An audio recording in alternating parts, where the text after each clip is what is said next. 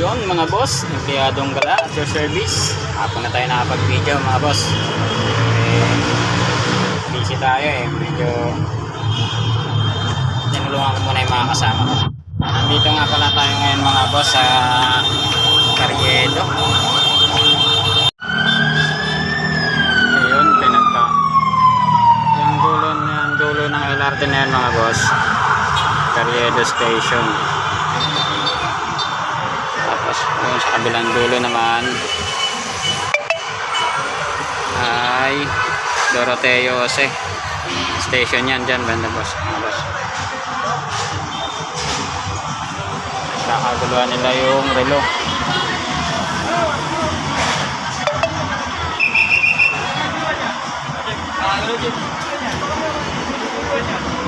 Nawawala daw yung isang relo.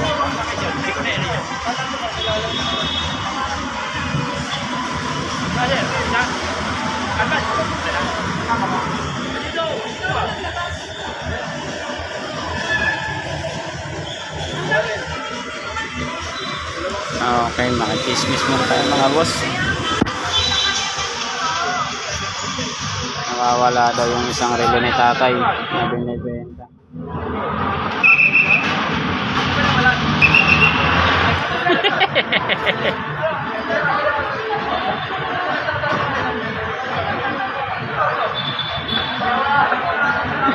Kulit ng gwardiya mga boss no. Pero mabait yan.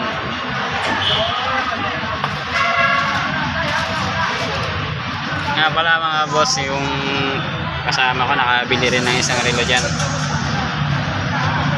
Bibiliin ko nga sana yung couple na relo. Ayaw ibigay ni tatay sa presyo ko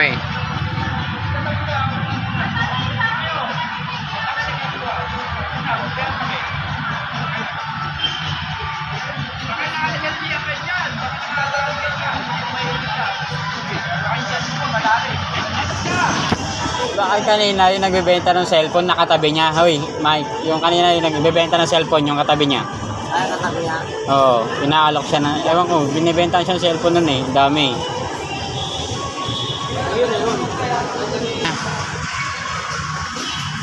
Bali, ang istorya mga boss, nagtanong yung mag-asawa, nawala yung isang relo niya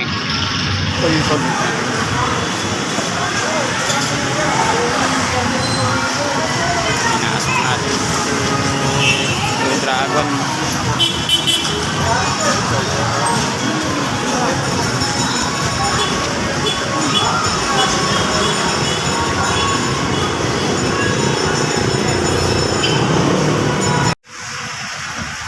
Ito nga pala mga boss yung bumili ng relo. Patingin nga ng relo mo.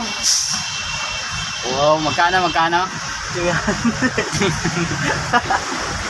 Sa halagang 300 pesos mga boss, tingnan nyo. Mukhang mamahalin. Ma-expensive. Ito yung nagsuot. Na-stress. Wala? Yung salamin. Salamin lang. Atras mo. Bigas? Dito na yung bakal na, yung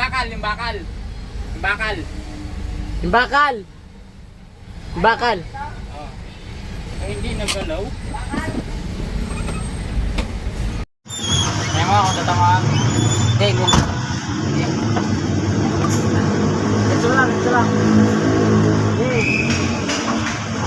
ha. Dito lang. Pakanan mo pre, pakanan. Kalam lang.